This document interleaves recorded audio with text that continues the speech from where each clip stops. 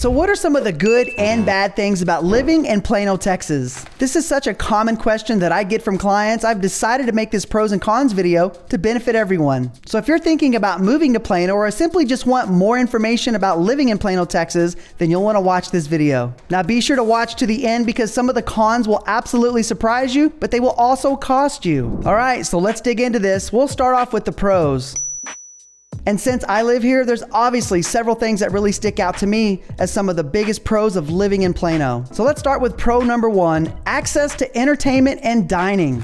This is great because you do not have to drive far or drive all the way across the Metroplex to find some incredible restaurants and some fun entertainment for the family. Legacy West is by far my family's favorite place to go, specifically Legacy Food Hall. There are over 20 restaurants under one roof, including a brewery as well. And there's a concert stage with live music every single weekend. Next up, consider pro number two. Plano has a thriving business area and job market. And Plano is home to some of the largest companies in the world, such as Toyota, Liberty Mutual, PepsiCo, FedEx, and the list goes on and on. So if you're looking for a new job, Plano could potentially be your next home. Now, pro number three, Plano is considered one of the best places to live according to niche.com. And every year, Plano consistently ranks in the top 10 best places to live because of the low crime rates, amazing public schools, and access to over 4,000 acres of public parks for you and your family to enjoy. And by the way, if you're finding value in this video, be sure to tap that like button and consider subscribing.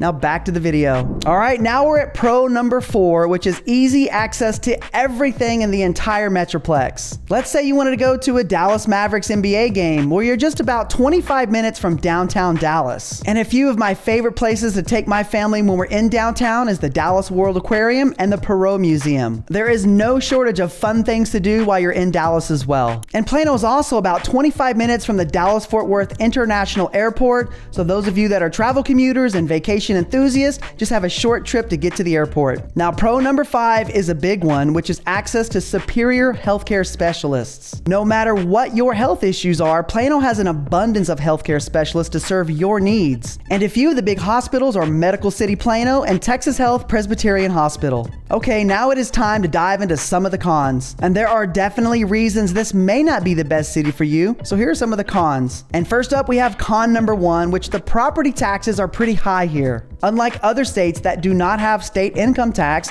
Plano property taxes are actually pretty high. For an example, the property taxes in Plano are about 1.9% of the value of the home, which can add an additional $500 to $1,500 a month on top of your principal and interest payment. And this con has been the biggest shock to people that are buying a home in Plano. Now, con number two is the cost of living. Compared to other cities in Texas, the cost of living in Plano is a little bit higher than the national average. Now, it isn't as expensive as a San Francisco or a New York City. However, it is a little bit more expensive than an Amarillo, Texas or a Waco, Texas. And that gets us to con number three, which are the summers here in Plano, Texas are absolutely boiling hot. So the extreme heat in the summertime can be miserable if you do not have access to a pool. So I'd highly recommend you buy a home with a pool in Plano, Texas. We have one here and we absolutely love it. Now, overall, I would consider Plano a great suburb to live in the Dallas-Fort Worth Metroplex, and especially the families that want to have access to dining and entertainment,